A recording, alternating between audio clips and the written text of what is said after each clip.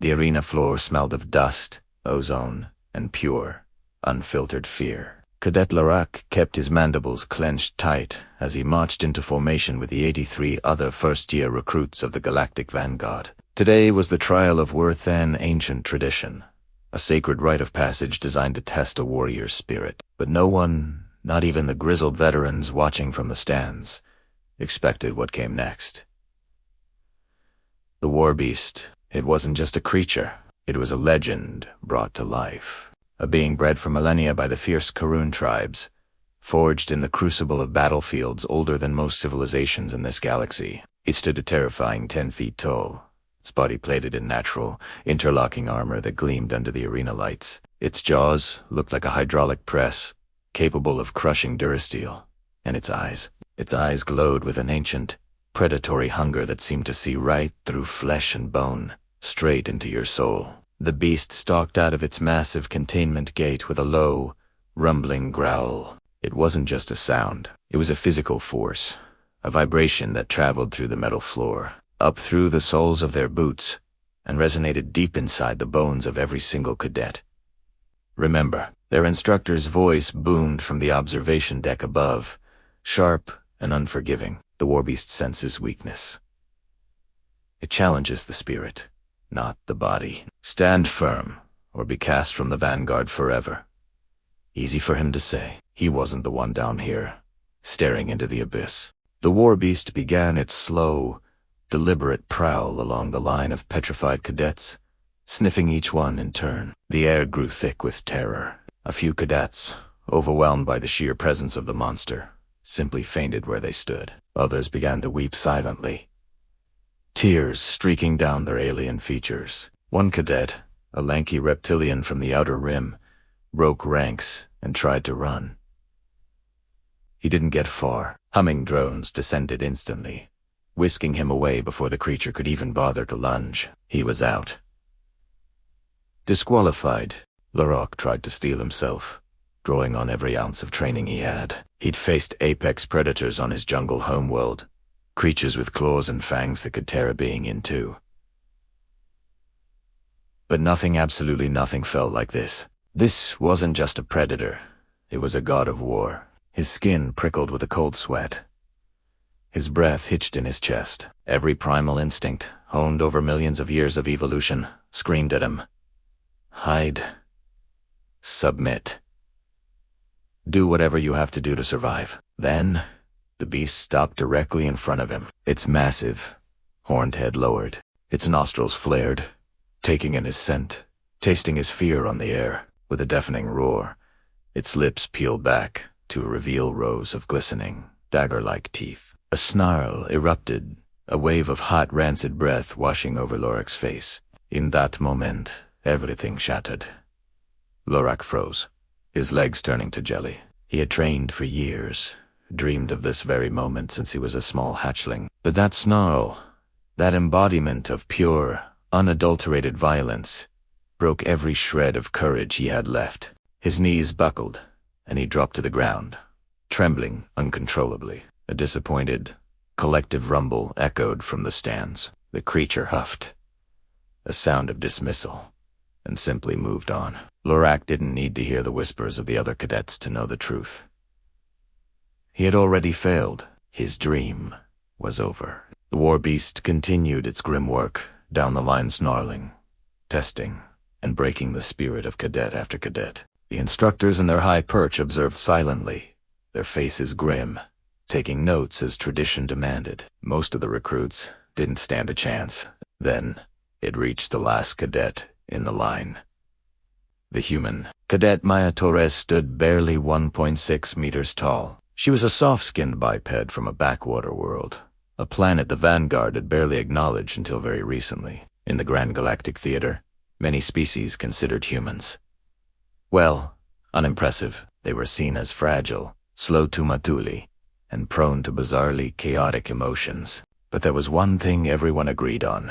They were strangely, unnervingly persistent. And that persistence made some of the older, more established races deeply uncomfortable. Maya looked calm, not stiff with forced bravery, not trembling with suppressed fear, just present.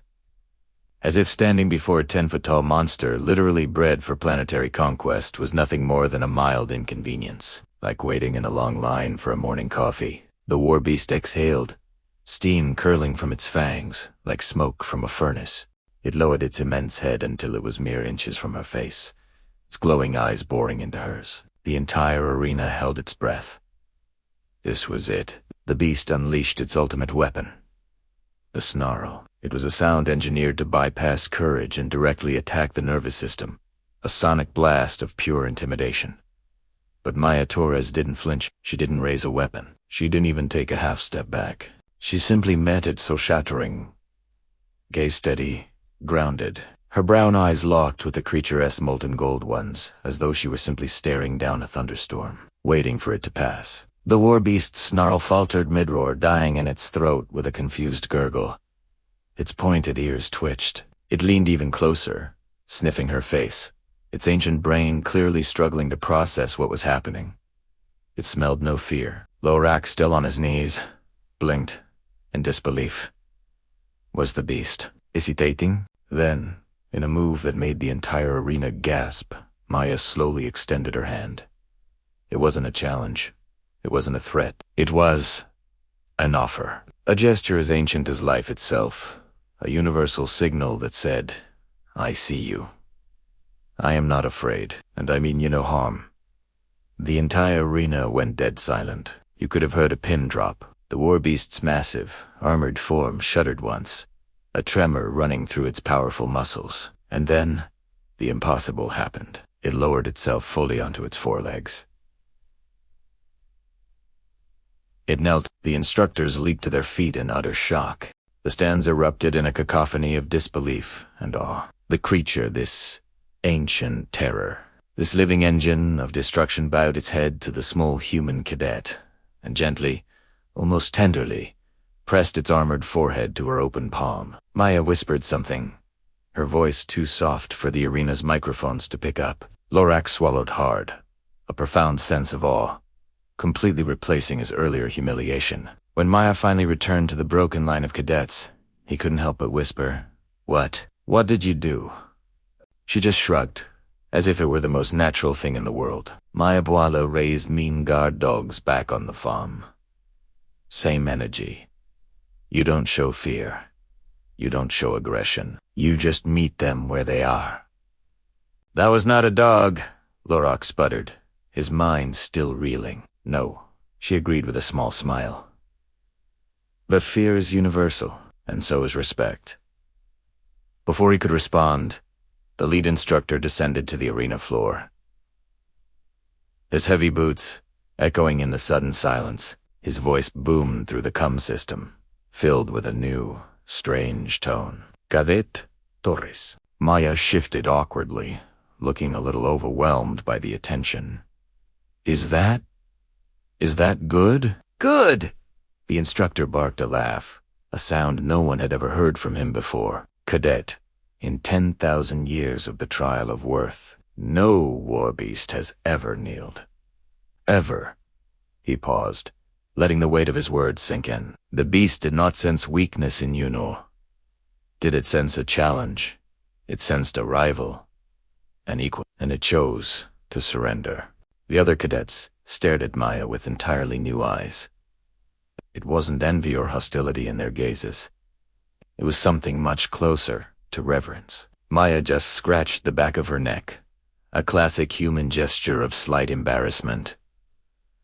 Cool.